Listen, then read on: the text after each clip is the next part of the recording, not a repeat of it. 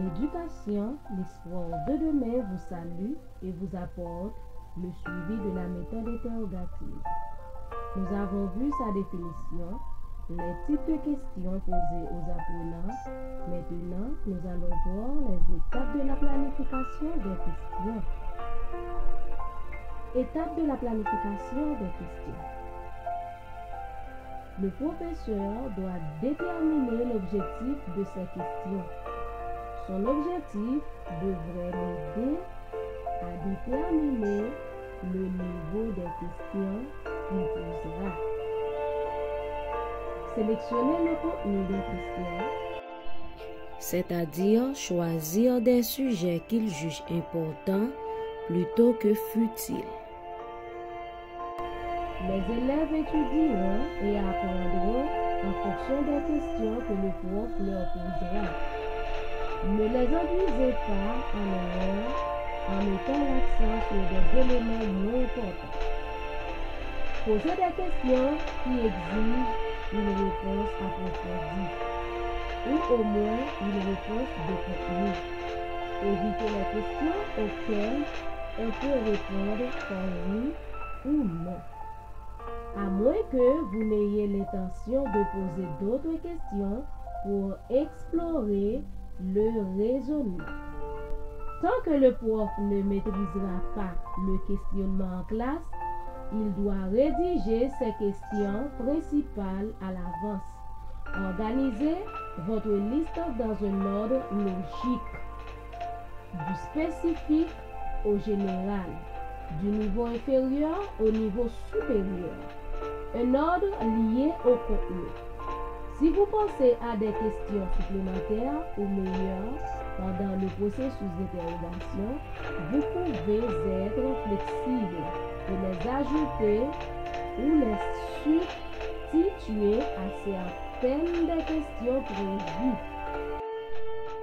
Cependant, le fait d'avoir préparé une liste de questions vous aidera à vous assurer que vous posez des questions appropriées à vos objectifs et représentatives du matériel important. Formulez les questions de manière que la tâche soit claire pour les élèves.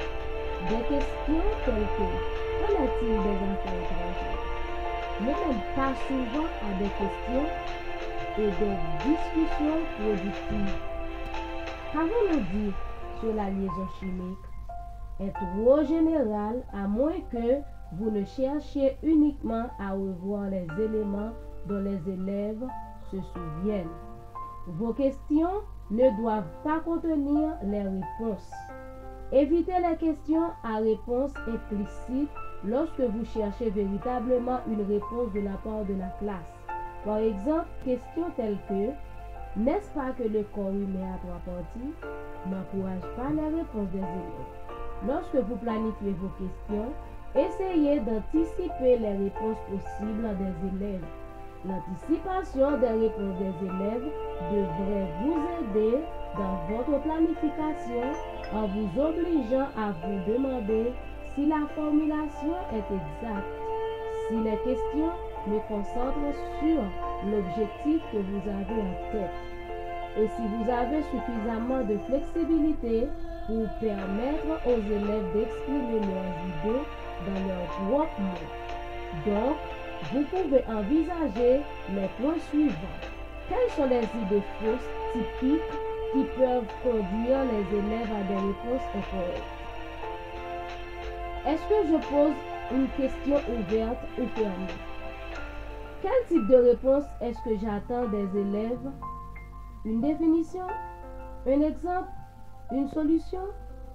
Accepterai-je la réponse dans la langue des élèves ou attendrai-je les mots des manuels ou mes propres termes?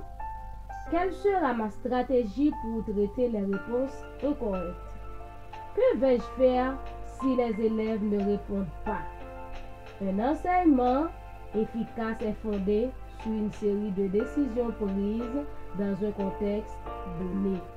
L'enseignant ne doit pas utiliser les mêmes stratégies d'enseignement pour chaque cours. Il doit observer ses élèves, réfléchir constamment à son travail et ajuster ses pratiques de l'enseignement. En d'autres termes, les stratégies choisies doivent s'accorder aux objectifs d'apprentissage visés, aux capacités des élèves et aux contraintes des environnements d'apprentissage et des ressources disponibles. Merci d'avoir été des nôtres. À bientôt pour les avantages et les inconvénients de la méthode interrogative. Merci.